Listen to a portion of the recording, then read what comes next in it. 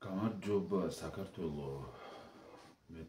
სოფლიო საქართველო მე-15-11 საუკუნეებში ასე ქვია ამ თავს და რამდენიმე ეს ბლოკი რამდენიმე თავად იყოფა. ეხლა შემდეგი არის ფილიპე ოგიუსტი, რომელიც არის საფრანგეთის მეფე 1199 წელს გამორჩეულივით რომ ტერიტორიულად გააფართოვა, ასევე მესამე ჯვაროსნულ ლაშქრობაში მონაწილეობდა, წინამძღოლი იყო ჯვაროსნული ლაშქრობის და ამას ჩვენ უკვე ცალკეც გავივლით ჯვაროსნულ ლაშქრობასაც გავივლით. მან ჯონ მიწაწილს ჩამოართვა წაართვა უბრალოდ ნორმანდია, ანჟუს პროვინცია და კიდევ რაღაც რიგი ტერიტორიები. თავის ტერიტორიაში, სამეფო ტერიტორიაზე ჩაატარა ადმინისტრაციული და ფინანსური მნიშვნელოვანი რეფორმები. დაარსდა რეფორმის შედეგად დაყო ტერიტორიულ ადმინისტრაციულ ოლქებად, რომელსაც საპრებოებს ეძახდნენ და საბაიებს თავისი სახელმწიფო. შექმნა სამეფო საბჭო, რომელსაც ეკითხებოდა ხოლმე რჩევებს და გააგრძელა საფრანგეთის მიწების შემოერთება.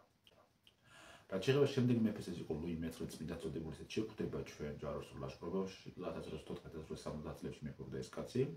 წმინდა წოდებული ორსულ ჯვაროსნულ ლაშქრობაში მონაწილეობდა და ამას ჯვაროსნულ ლაშქრობაზე გადავალთ შემდეგ თემაზე და იქ ნახავს. ის იყო კაპეტინგების დინასტიის წარმომადგენელი და ლუი მე-20 ვაჟიშვილი ამავდროულად საფრანგეთის ძალიან უყვარდათ ლუების სახელები და რაღაც ერქვა ლუი ძალიან ბევრი ლუი ყავდა საფრანგეთს სხვა სახელი არ იცოდნენ ან მეფეებს მარტო მარხს არქმევდნენ.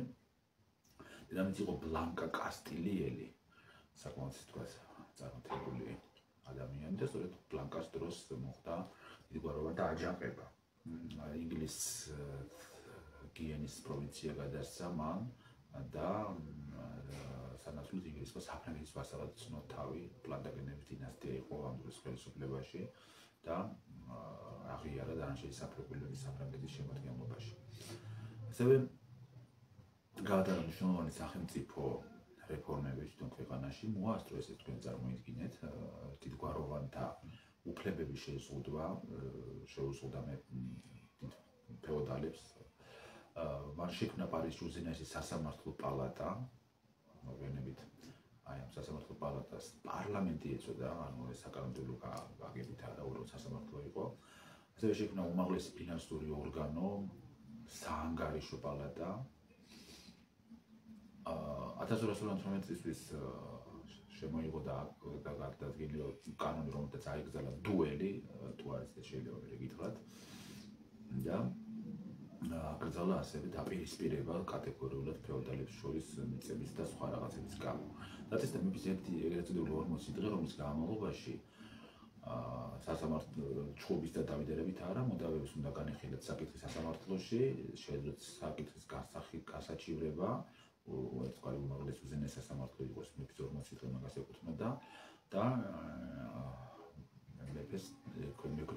მეფეს ექვემდებარებოდა ეს სასამართლო სისტემა მთლიანად.